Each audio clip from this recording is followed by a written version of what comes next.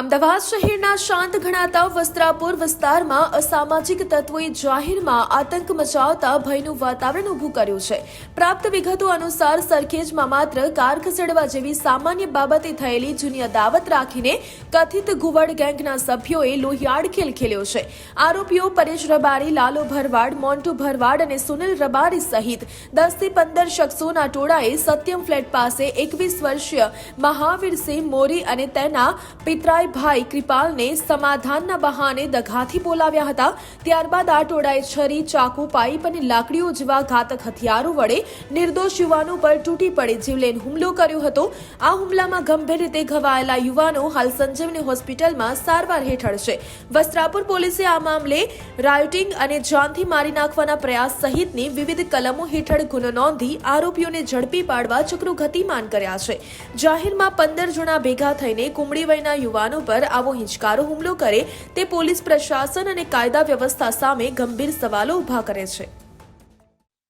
હું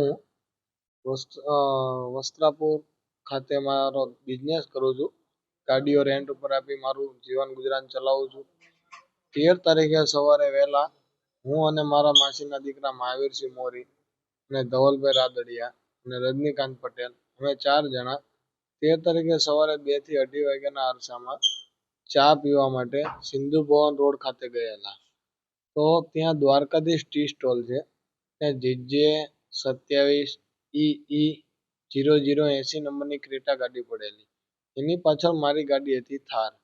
તો મેં એને એક હોર્ન માર્યો કે થોડી આગળ લે તો મારી ગાડી ત્યાં સમાઈ જાય એના માટે।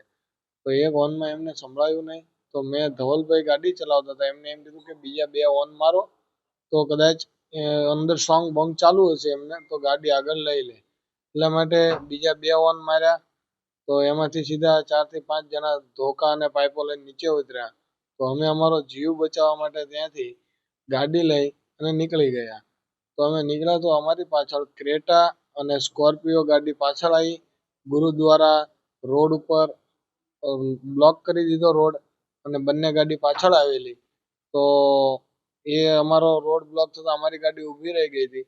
તો એમાંથી બંનેમાંથી 7 થી 8 જણા ધોકા પાઇપો લઈને નીચે ઉતર્યા, મારી ગાડીની ઉપર ઘા કર્યો, આગલા કાચ ઉપર ઘા કરેલ છે, પછી સાઈડમાં બધે ઘા કર્યો મારી ગાડી ઉપર। એટલે પછી હું મારો જીવ બચાવવા માટે ગાડી રિવર્સ લીધી ધવલભાઈએ અને પછી સાઈડમાંથી ગાડી કાઢીને અમે સીધી વસ્ત્રાપુર પોલીસ સ્ટેશનમાં ગાડી જવા દીધી। તો જ્યારે અમે વસ્ત્રાપુર પોલીસ સ્ટેશનમાં ગયા તો એક પણ ગાડી એ લોકોની આવી નહીં। થોડી વાર થઈ પછી ક્રેટા ગાડી ત્યાં આવી। તો ક્રેટા ગાડી જ્યારે ત્યાં આવે છે તો એ પૂછે છે કે પોલીસ વાળા કે આ શું છે, આમ છે હકીકત। તો પછી મેં એમને આખી હકીકત કીધી। હાર્દિકસિંહ ASI કરીને છે, હાર્દિકસિંહ પરમાર, એમને મેં આખી હકીકત કીધી। હાર્દિકસિંહ મને કે રાઈટ છે, કોઈ વાંધો નહીં, પણ આ મારા વિસ્તારમાં લાગતું નથી, તમારે સરખેજ જવું પડશે, જે બબાલ થઈ છે સરખેજ વિસ્તારમાં છે। તો કોઈ વાંધો નહીં, એટલે અમે સરખેજ વિસ્તારમાં ગયા।